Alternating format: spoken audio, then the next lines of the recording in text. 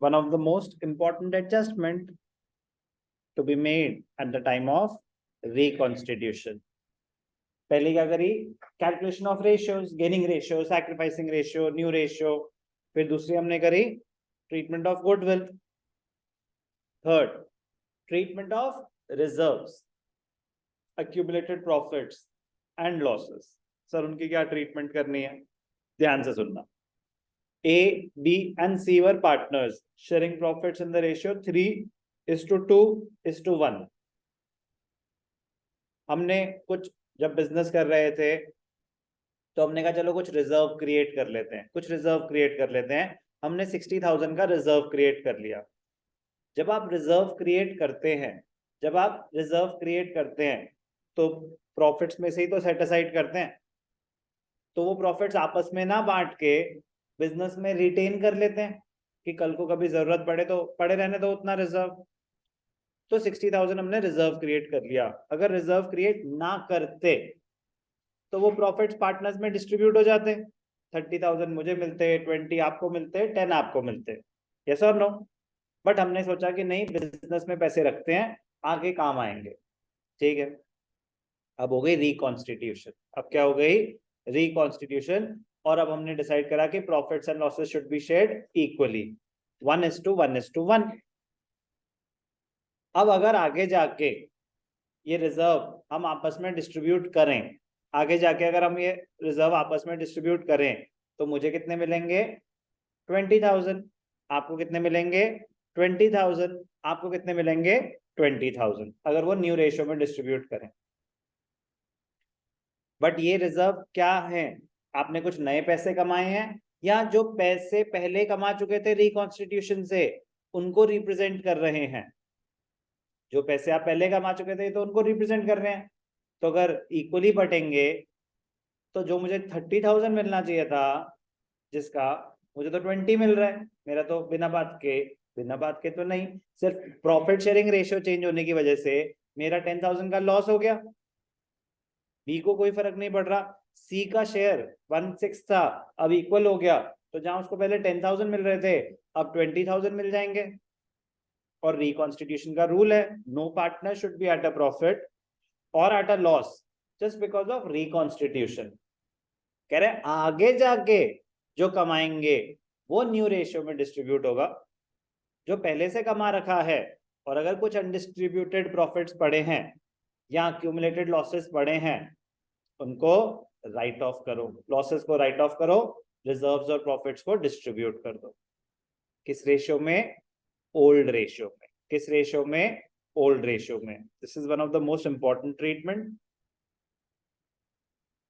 बार बार बोलूंगा, चेंज इन पीएसआर में भी यूज होगी, एडमिशन में भी यूज होगी, रिटायरमेंट में भी यूज होगी, डेथ में भी यूज होगी. डिसोल्यूशन में थोड़े से कॉन्सेप्ट्स अलग हो जाते हैं बट बहुत सारे चैप्टर्स में ये सारी बातें यूज होंगी. तो बहुत ज्यादा स्ट्रॉन्ग करके आगे बढ़ना, एडवांटेज पे रहोगे. कुछ लोगों को घबराहट हो रही है कि सर हमारे कोर्स में एडमिशन भी है, ये भी है, वो भी है. उसकी टेंशन मत लो. समर वेकेशन से पहले एडमिशन आराम से खत्म हो चुका होगा. 20 जून 25 जून तक एडमिशन खत्म हो चुका होगा. आप 50% एडमिशन कर चुके होंगे. जब तक आप एडमिशन स्टार्ट करेंगे ना, आप 50% एडमिशन कर चुके होंगे जब आप एडमिशन स्टार्ट करेंगे. चेंज इन पीएसआर के सारे कॉन्सेप्ट वहां पे भी यूज होंगे. चलो, ट्रीटमेंट ऑफ रिजर्व्स. लॉजिक समझ आ रहा है क्या होने वाला है? कि आपके पास कुछ रिजर्व्स पड़े हुए हैं at the time of reconstitution जो before the ratio is changed आपको डिस्ट्रीब्यूट करने हैं, लॉसेस राइट ऑफ करने हैं. If at the time of change in profit sharing ratio, reserves, accumulated profits and losses exist in the books of the firm, they are transferred to the partners capital. मतलब they are transferred to the capital accounts. Profits हैं तो partners में distribute कर दो. Partner को पैसे मिल रहे हैं तो कैपिटल अकाउंट बढ़ेगा या कम होगा? कैपिटल बैलेंस डेबिट या credit? Credit. Increase in capital credited, decrease in capital debited. तो कैपिटल को क्रेडिट करते हैं जब पार्टनर्स को कुछ पैसे मिल रहे हैं. अगर कैपिटल्स फ्लक्चुएटिंग है तो कैपिटल अकाउंट, कैपिटल्स फिक्स्ड हैं तो करेंट अकाउंट में ट्रांसफर कर देंगे. कोई doubt? But most important point is in their old profit sharing ratio in their old profit sharing ratio. Sir old profit sharing ratio क्यों? अब तो प्रॉफिट शेयरिंग रेशियो चेंज हो गया बेटा। जो चेंज हो गया वो नए प्रॉफिट्स पे अप्लाई करेगा। ये तो पुराने प्रॉफिट्स और लॉसेस को रिप्रेजेंट कर रहा है अगर पहले से कोई रिजर्व या अक्यूमुलेटेड लॉसेस हैं। यस और no? Because reserves, accumulated or undistributed profits, losses as on date of change in PSR were earned for the profits, incurred for the losses before the profit sharing ratio change. मतलब they relate to the period before reconstitution. तो जब आप reserve partners में distribute कर रहे हो तो entry क्या होगी? General reserve account debited to partners capital account. Capital fixed है तो उनके करेंट अकाउंट में चला जाएगा।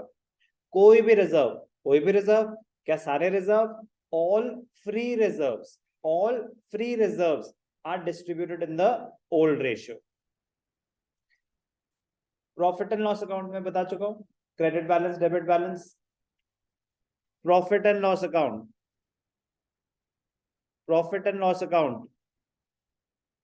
क्रेडिट बैलेंस अगर है तो वो क्या है? Profit and loss account debit balance है तो वो क्या है? अगर profit and loss account credit balance है तो वो क्या होता है? अक्यूमुलेटेड प्रॉफिट या accumulated loss. PNL credit balance.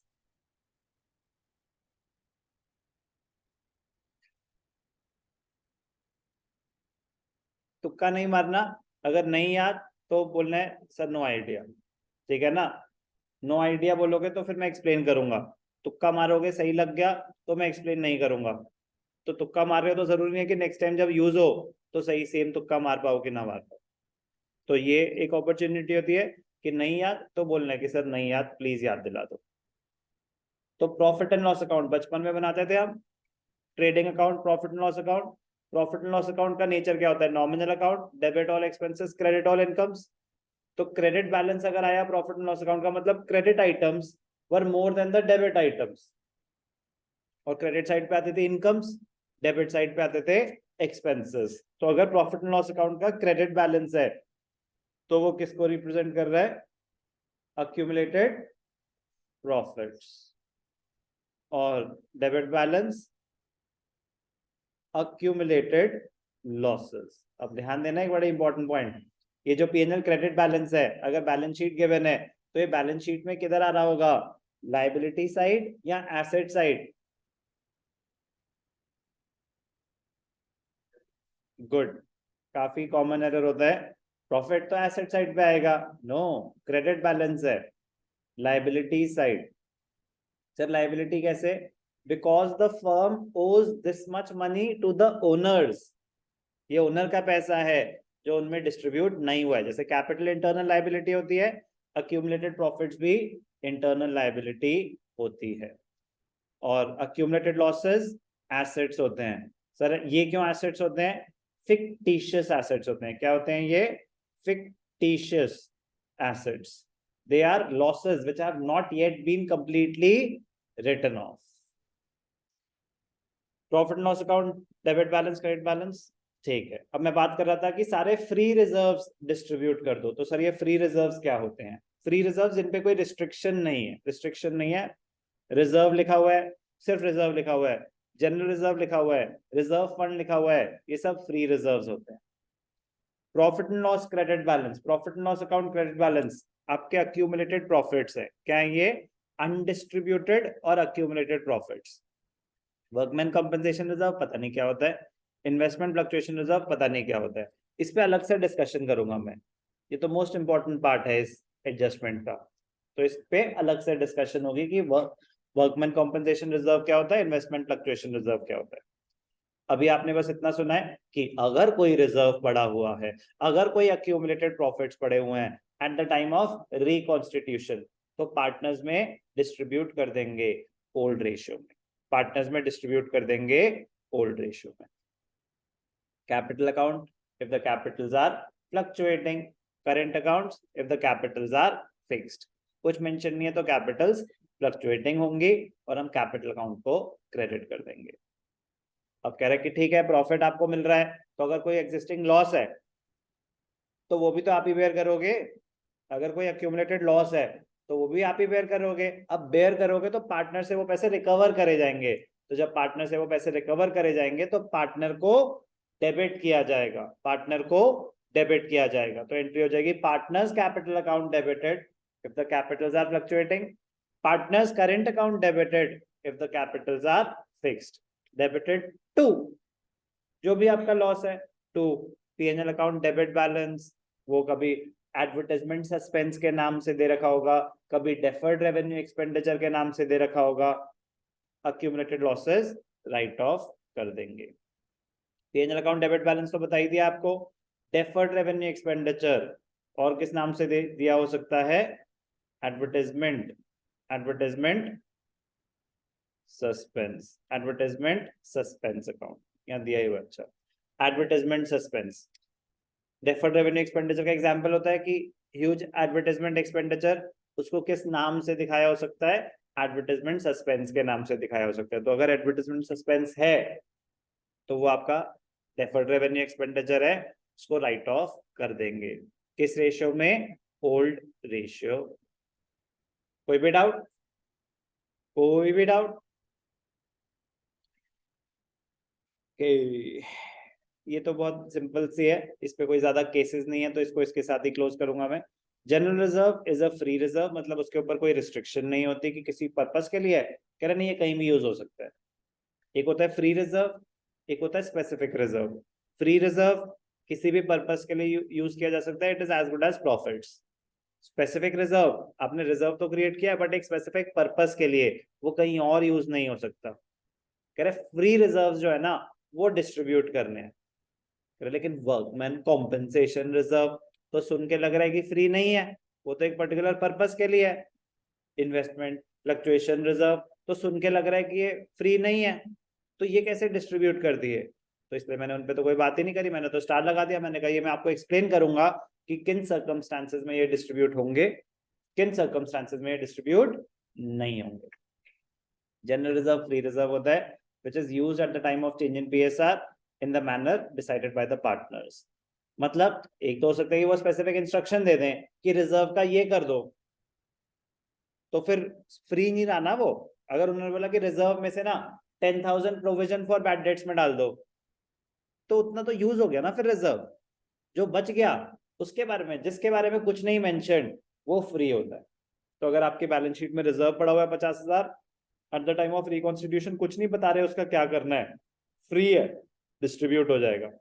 लेकिन अगर वो कोई स्पेसिफिक इंस्ट्रक्शन दे रहे हैं कि उसको प्रोविजन फॉर डाउटफुल डेट्स में डाल दो या वर्कमैन कॉम्पेंसेशन में कहीं पे मतलब कुछ यूज बता रहे हैं उसका कि ये कर दो, तो वहां से ट्रांसफर करके वहां चला जाएगा, फ्री नहीं है। उसके बाद जो बच जाएगा वो फ्री है।